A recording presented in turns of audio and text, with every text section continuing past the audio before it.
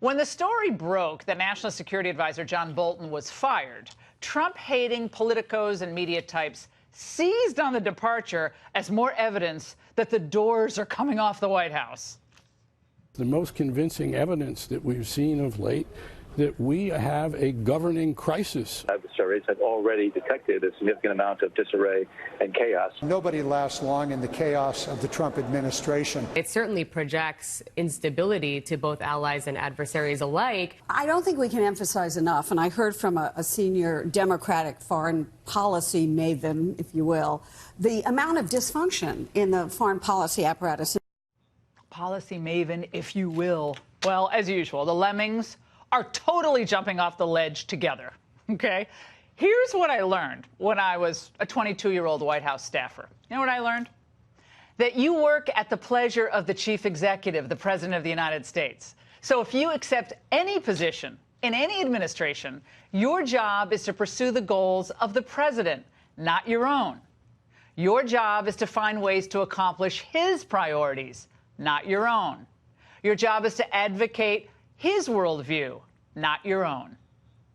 The president's entitled to the staff that he wants at any moment. This is a staff person who works directly for the president of the United States, and he should have people that he trusts and values and whose efforts and judgments benefit him in delivering American foreign policy.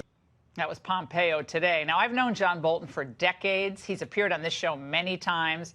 We obviously really like him and respect him very much. But his position at the White House, let's all be honest, it was always going to be a complicated fit. Now, remember, Bolton, of course, worked for George W. Bush in one position as UN ambassador.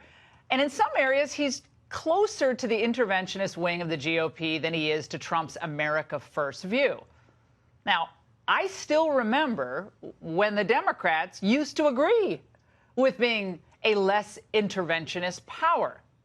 But then Trump derangement syndrome took hold, and they became walking contradictions of themselves.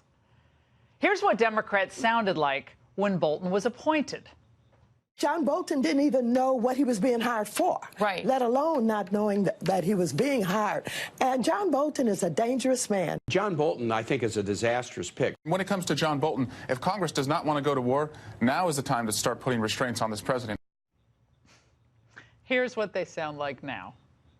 On a couple key issues, this failed idea for a summit at Camp David and these colossal failures with North Korea, Bolton was right. You need a national security advisor who's willing to give you alternative views. John Bolton will land on his feet. He also has a knowledge about certain ways of the international affairs, international actions. That could be my favorite then and now ever, by the way. Now, even liberal Nate Silver saw this for what it was in his tweet, saying, maybe I'm a simpleton, but it seems like if you criticize Bolton's hiring, you probably shouldn't also criticize his firing. Well, media goofballs are now focused on the discrepancy on whether Bolton would quit or whether he was fired. He says the former and released this terse resignation letter dated today to prove it. Trump said he asked for the resignation. Translation, fired him last night. But who cares which it was? It was long overdue. Trump's allegiance isn't to any particular process or to any particular cabinet member, but to the people who elected him and to the country at large. He's a true maverick because he came like a freight train at the old GOP foreign policy establishment that had gotten us bogged down in two costly wars as China grew basically unchallenged. Trump promised to bring our troops home from Afghanistan, and yet the military and national security officials have mostly resisted him every step of the way on that goal. This frustrates the president to no end.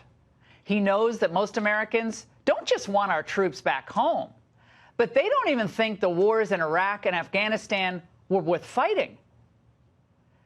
But the old Bush team, of course, they won't take no for an answer.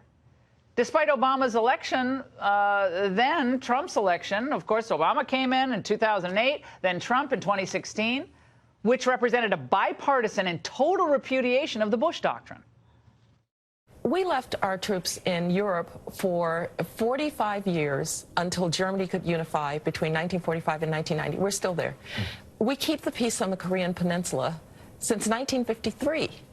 And I know that Americans are tired of some of the responsibilities, but frankly, there's nobody but the United States of America that can do these.